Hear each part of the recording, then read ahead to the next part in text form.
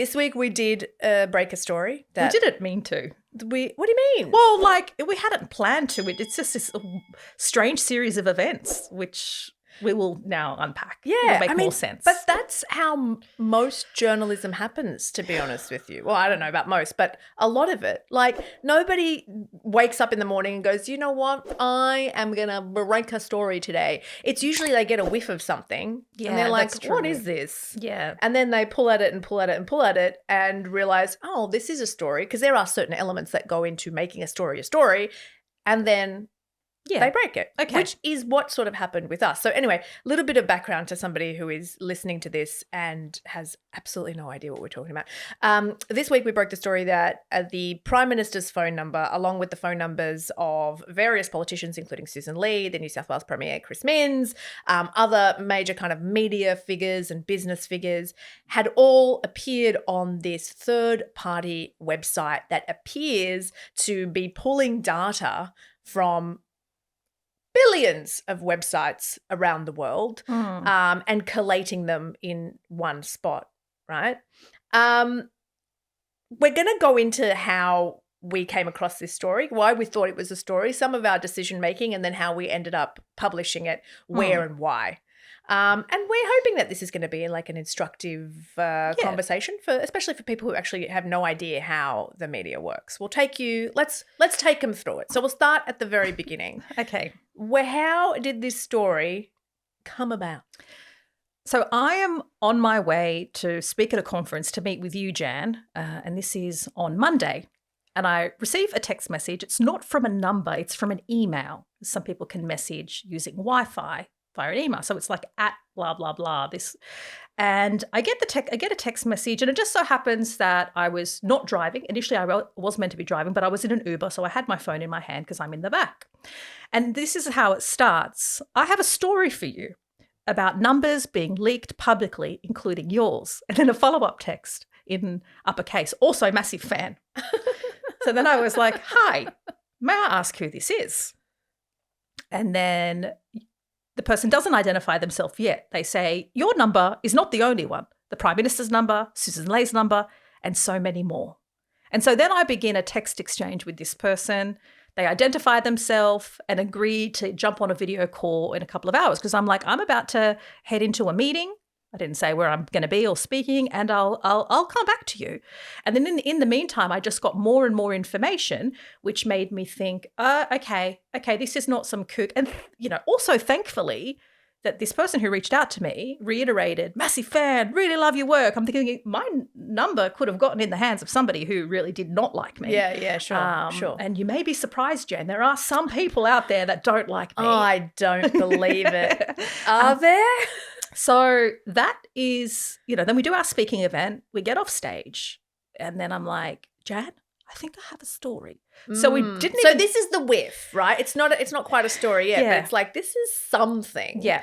But we're going to have to do a little bit of verification. And the first thing that you have to do is actually verify that this is a real human person that is texting you. Yes. And not some kind of troll or bot. Yeah. So you have to do a video call. We also were making a decision in retelling this story to not identify the website or necessarily how this person came about this website for ethical reasons. Yeah, because man, listen, I'm not out here to try and push people to find these numbers. And anyway, even by me saying that, people are going to do it. So let's just move on. Yes. Please don't. Yes, we're not going to. No. All I'll say, it was not hard for this individual, and they were surprised. And so then we got onto this website and started doing searches ourselves. Yeah. And we found that you didn't have to pay or anything. You just needed an email account. And when you got an email account, it allowed you to do, I think it was like 5 or 6 searches. So so utterly free, utterly accessible. Yeah. And so we start looking at each other going, well, we know that we check for ourselves, even though we have screen grabs. We check Anthony Albanese, the Prime Minister. We check Susan Lee, the opposition leader, and then we start looking, who else should we check? And so we'd screen grab all of their numbers, and then we wanted to check media figures. Obviously, I knew I was on there. We checked, Jan, you're not on there. We have a theory as to why. It's just a theory at this point. We'll come back to that in a second. And then we just sort of other people whose numbers we have in our phones, be it business leaders or media personalities, so we could go, okay, that number's the same number that we have. Yeah. Obviously, we don't have Albo's number and Susan Lee's number or ScoMo's number, so we had to ring them. Yeah. We had to ring. We're like, we think you got your number. And then there was a bit of a conversation. I was like, should I ring them?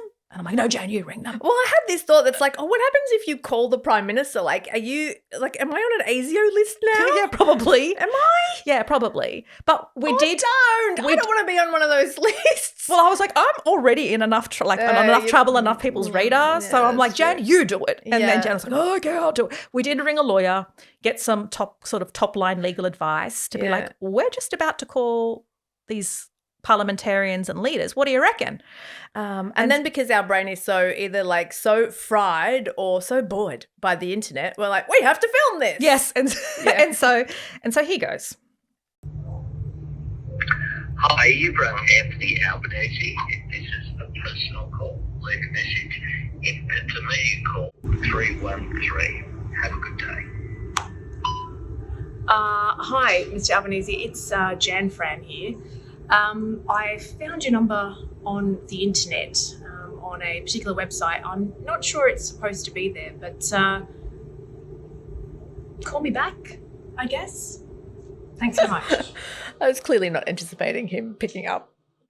So, I mean, Anthony Albanese did not pick up, but it sounded very much like Anthony Albanese's voice. And then I really didn't think that was going to work. I thought it was just going to go. I thought it was going to be a dead number. I don't know what I thought. Or be forwarded to a press secretary or something. Yeah, something. The little bit that we've cut out in the middle is we didn't want to identify the name and the number of, because he then goes on to say, well, if this is a media call X, Y, and Z on this number. So we've cut that out. We've cut that out. Yeah. And so next up, I was like, okay, Jan, well, you've done that. I am going to call the opposition leader and I'm going to give it a crack. We thought it was a bit funny that, Anthony Albanese's voicemail is like, hi, I'm Anthony Albanese. Yeah. And so here is Susan Lay. Hello, thank you for calling Susan Lee. Please leave a message or send me a text. I'll get back to you as soon as possible. Hi Susan, this is Antoinette Latouche from Et Media. I'm reaching out because I got your contact details off a third-party website that I'm pretty sure isn't meant to have it. Can you give me a call back? My number is, well, you can also find my number on that website. But yeah, my number should be up on your screen. I'll shoot you a text too, Susan. Antoinette Latouche, Et Media. Chat soon. Chat soon? We did not chat soon. No. I did, though, chat to her media advisor and we got some information which we'll share in a moment. But we weren't done yet. We weren't done with the phone calls because then we called Scott Morrison, we called Premier Chris Minns, all of whom had the same, hi, this is Chris Minns. Yeah. Hi, this is Scott Morrison. I mean, you'd do a dummy voice message, wouldn't you? You'd be like, oh, good day, it's me. You know who this is. Yeah, you know who this is. Yeah. Leave it, you go, hi there, it's Chris Minns, the Premier of New South Wales. Well, he didn't say that, but it's like, you may as well say that, And so we were like, okay, so we're pretty confident that these are then phone numbers. Yeah. And because my number was accurate on there, the media personalities, the business people were like, right, so this is a story. This is a story. Yeah, They so were like, that little whiff has now become something a little bit more substantial, certainly something that's been verified. and this hasn't been reported anywhere. And this is wild. Like, we're like, is this a data breach? This is a privacy breach. Well, my privacy definitely feels violated. Then we were like, well. Yeah, no one had any idea of the people that we contacted, and we contacted a bunch.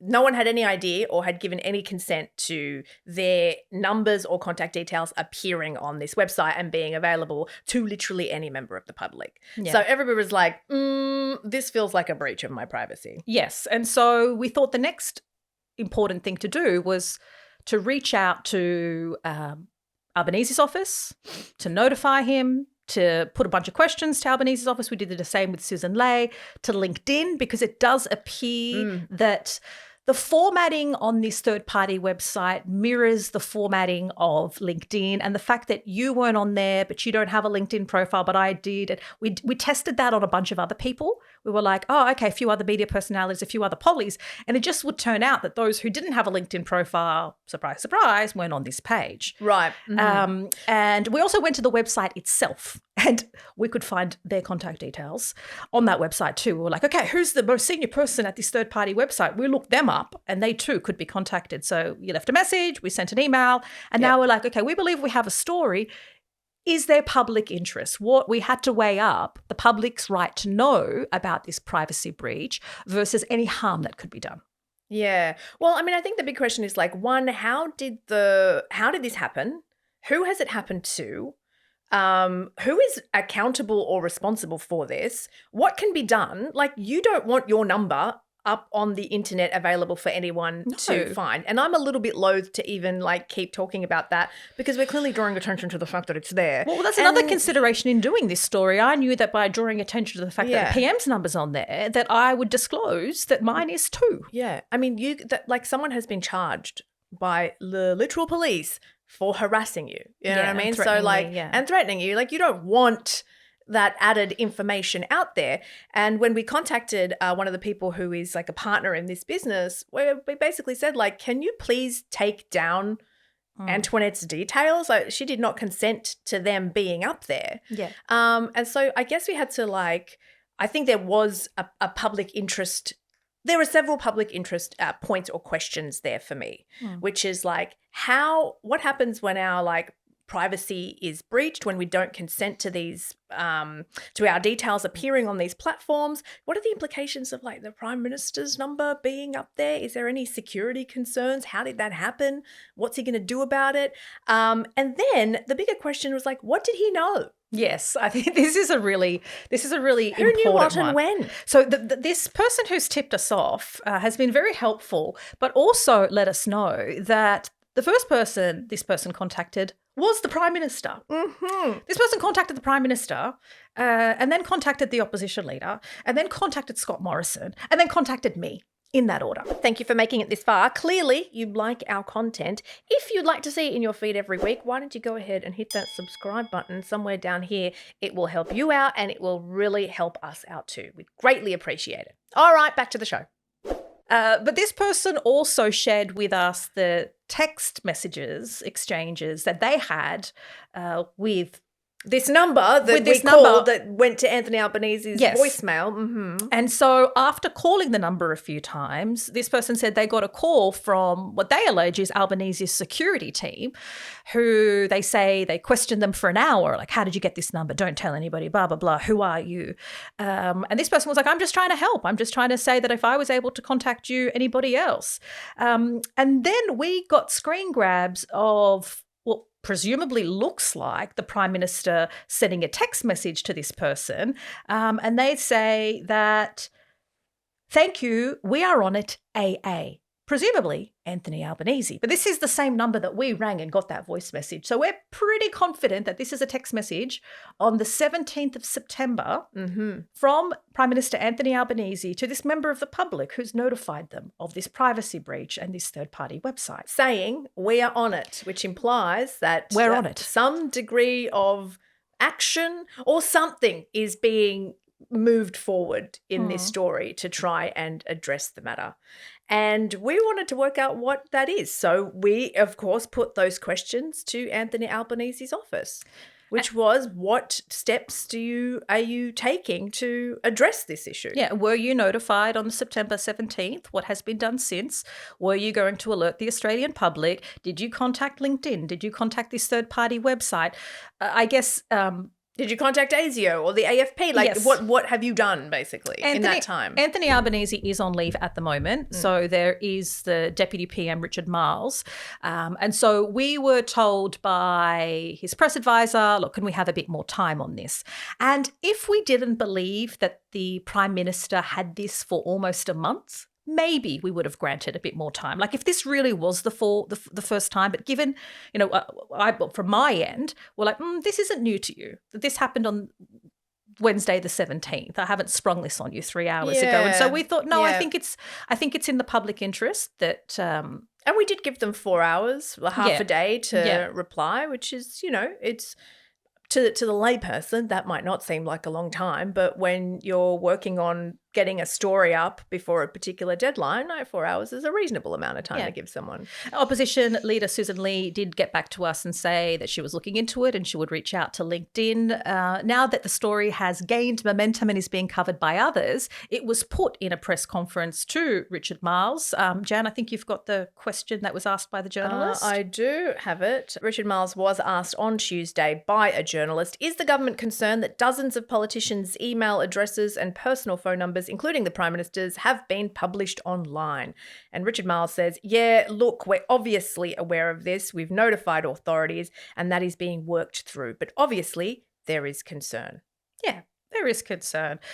This is just like a bit of a side note because I have to share this exchange with Scott Morrison because I don't know how much concern Scott Morrison was showing, but to be fair, he's a former Prime Minister and this is just like, for me, seems very on brand with Scott Morrison. So this person texts Scott Morrison and actually calls, and then Scott Morrison allegedly writes back, according to the screen grabs we have, I do not recognise this number. Please identify the caller. And then the caller says their name. And then Scott Morrison says, you have the wrong number. And then the person says, is this Scott Morrison? And then Scott Morrison replies, you have the wrong number again. And then this person says, okay, well, your number has been leaked online as Scott Morrison's number. I thought you might like to know this information. I'm just trying to help. And then sends a screen grab of Scott Morrison's details shared on this website. Well, I mean, look, I can't verify. I only know that that's the same number that we used to call, and it was Scott Morrison's voicemail. So, yes. We have that bit of evidence that suggests it is Scott Morrison's number. So the person's like, I'm just trying to help, man. And really Scott Morrison's like, new phone, who did? Yeah, and then that which is like, fair enough. I would also do that. He's not helping. I'm going to call Antoinette Lattouf. But anyway, back to Richard Marles, who was asked about this on Tuesday, who did say that he had some concern. But that was it. That was the entire exchange. So he didn't go into any details about, like, we've notified the authorities. What authorities? And that is being worked through. How? Yeah. How is it being worked through? What are you doing? What avenues are available to you? Obviously, there is concern. How long have you been concerned? Yes.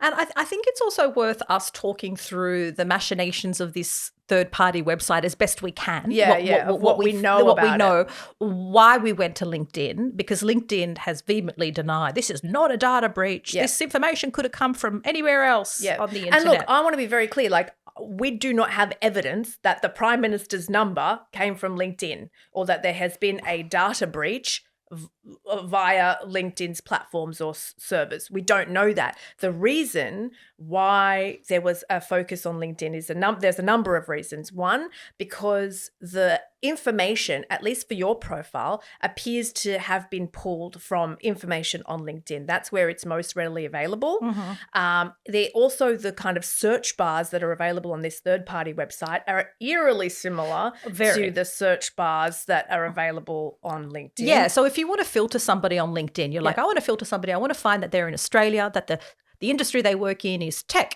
that their company size is less than 100, that the school they went to is this. These are the sort of the criteria and the filters within LinkedIn. Also, that this third-party website boasts or has an offering, a Chrome extension, which it markets to collate. I don't know if it uses the word scrape, but to essentially extract phone numbers and emails from LinkedIn. And it specifically said it mentions only one website, and that website is LinkedIn, when it's talking about this Chrome extension that it offers people, which, by the way, I would not recommend that you get and download and give your personal information to just as a top line. So that's why one of the first places that we thought to go was like, well, we have to go to LinkedIn. Like, what is going on here? This is what we've noticed. And as you said before, I wasn't there. I don't have a LinkedIn profile. And we did that for a bunch of other people who weren't there also didn't have LinkedIn profiles. Now, that's not really evidence of anything, but it's just a question mark around, okay, there just seems to be some kind of correlation. So we need to go to LinkedIn and say, what do you know about this happening? What can you share with us? Yeah. And I'll add to that, in addition to, I guess, the process of exclusion or taking people off the list and going, well, they're not on this database, they're not also on LinkedIn. I'd go a step further and say that my phone number is privately listed in the back end of my settings within LinkedIn. Friends of ours in the media that we checked, a couple who also have LinkedIn profiles, their emails were on this searchable third-party database, but their mobile phone numbers weren't, but they had not provided their mobile phone numbers to LinkedIn. So there were enough for us to go, okay, there's enough for us to go to LinkedIn and say, has something happened? Has your back end been compromised? Are you aware what's going on? And I mean, I think it's important that we share LinkedIn's response. LinkedIn says there has been no data breach of LinkedIn. LinkedIn, as you may or may not know, has 1.2 billion users. They suggested that web scraping may have occurred, and that's a process of extracting data from a whole bunch of sources and converting it into a structured format.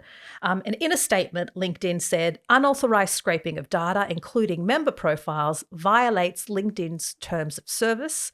We take this seriously and are committed to keeping our member data safe and secure. So they provided that with the information before we released our story. And then off the back, we got another. I'm just going to update, if you don't mind, Jan, for a moment. Yeah. They shared more. LinkedIn spokesperson said, our policies are clear, and they reiterated any unauthorized scraping of data is prohibited, and that they have technology and teams in place to stop unauthorized data scraping, and that they continue to invest in new defenses to protect our members' data. And they share a link. You can read about our latest efforts here, and they're happy to provide that in the show notes if you want to know what LinkedIn says they are doing. Sure. I mean, I don't want to focus too much on LinkedIn because this third-party website, by its own admission, crawls billions of web pages daily, which is enough to make the hairs on the back of your neck stand up. And I guess that's the question, right? They use AI to do this.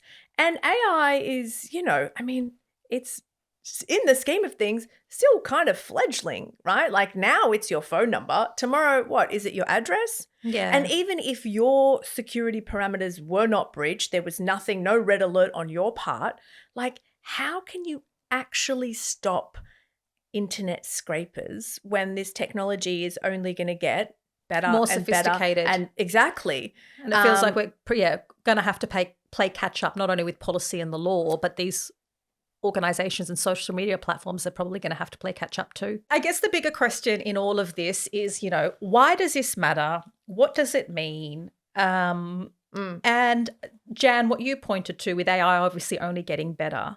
I mean, data breaches happen all the time. There was one just on the weekend with Qantas that you all may have heard of, where people's contact details have ended up on the dark web.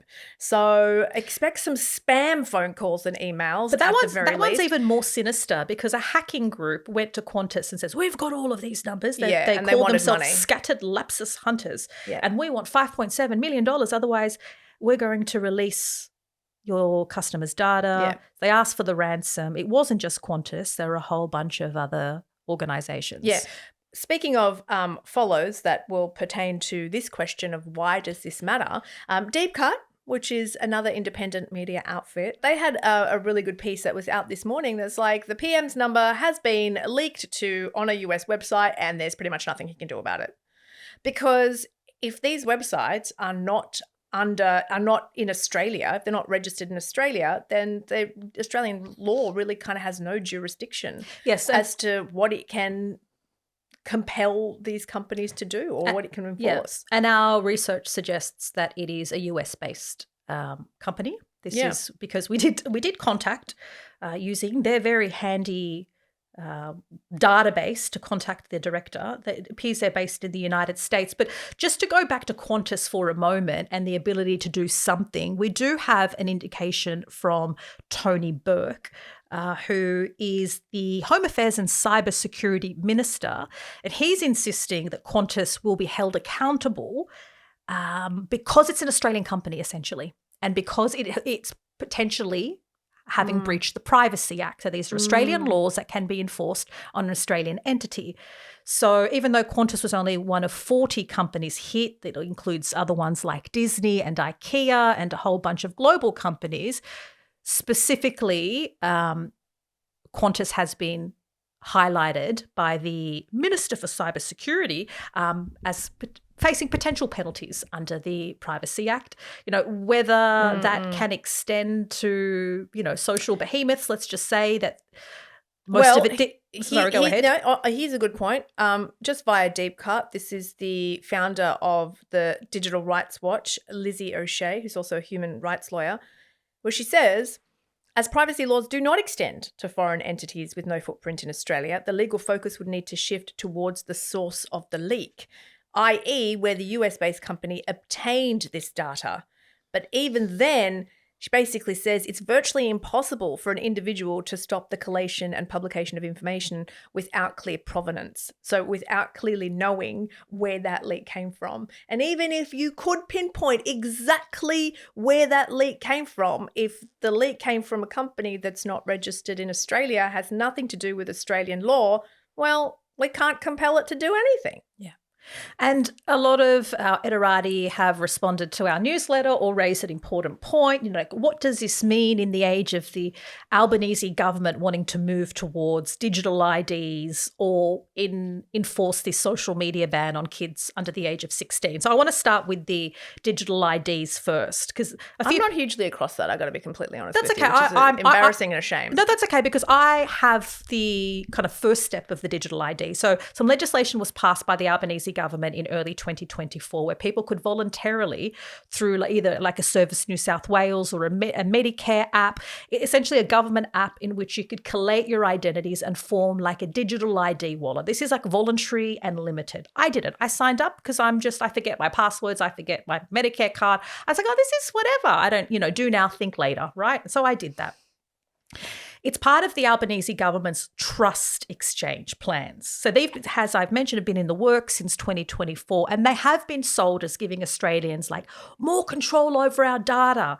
It's like a one-stop shop to verify all of your identity, and but there hasn't been a huge amount of discussion about how this threatens privacy on a national scale, because it has also been pushed or endorsed by corporate media, particularly News Corp. So there's a very good piece that I might pop in the show notes that Crikey did about a year ago, saying we're not really having a conversation about what this digital ID is going to mean. It's in the works. We're not really having public discussions. Our alarm bells should sound at the fact that it's being endorsed by News Corp. And it's probably, and there's not a lot of opposition, not a lot of scrutiny, and it's also yet to be seen how it can be, like anything can be done if it's breached. Like they're also selling it as this is a way we can protect young people because we'll verify your age and we'll know digitally that you are this age, and if you're 14, we'll know. Until all of your details end up on a third-party website registered in the United States, and you can't do anything about it. Including a 13-year-old's website. Sure. Including a 13-year-old's number and address and whatever. So they're like, this is a huge privacy alarm bell that nobody's really sounding. So, and again, other people in our comments said, well, if we can't do anything, if Albanese knew about this for almost a month, good luck holding a Snapchat or a Facebook or, again, an international organisation accountable or enforcing any sort of age limit online or thinking that any of our privacy is protected online. So a few people have alluded to the kind of the naivety of the social media ban, which is meant to come into effect early next year. So it's funny, like a number of people that we spoke to are public figures who, like I said, did not know and did not consent to their details being this public and accessible to everyone, also sort of said, yeah, I kind of expected it. Like, I'm not surprised. Oh, right. You know, like I'm disappointed and probably going to try and get my number removed from that website. But also by the same token, I'm not hugely surprised. And I thought, like, I can totally understand that sentiment. Like, I would not be surprised if my number ended up somewhere. But it's like, is this okay? Is this what we've just now come to accept as being part of just normal life in the 21st century. Yeah, I remember when the Optus breach happened, and that was quite a big story a couple of years ago.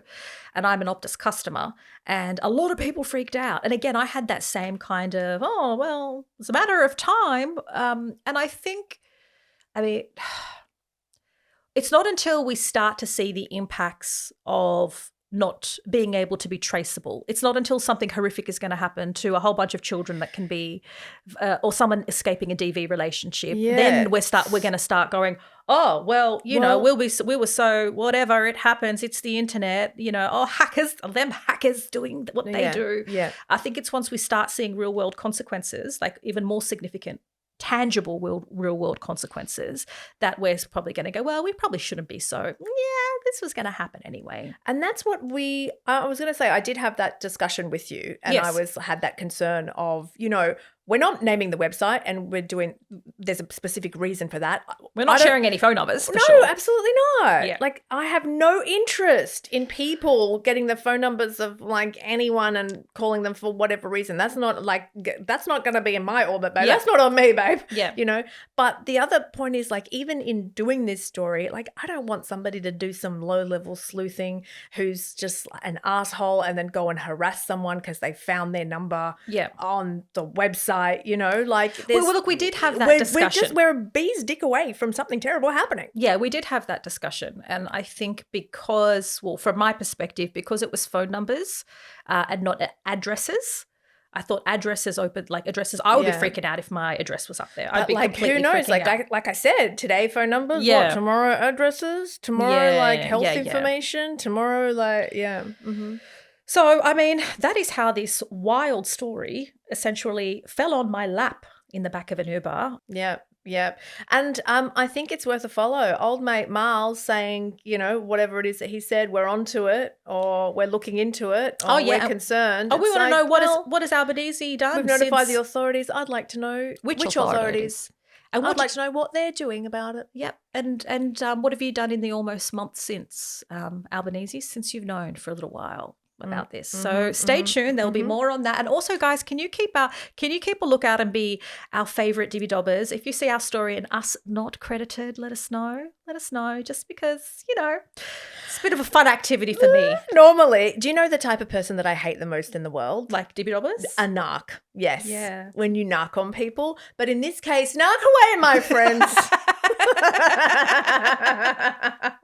Okay. No, if you're narking on the bosses, that's fine, but you never narc on the people. Oh, right. You never narc on the people to the bosses. You narc on the bosses to the whatever people. She said. Just narc away, right? Yeah, exactly. And stay tuned, because we plan to keep on top of this story.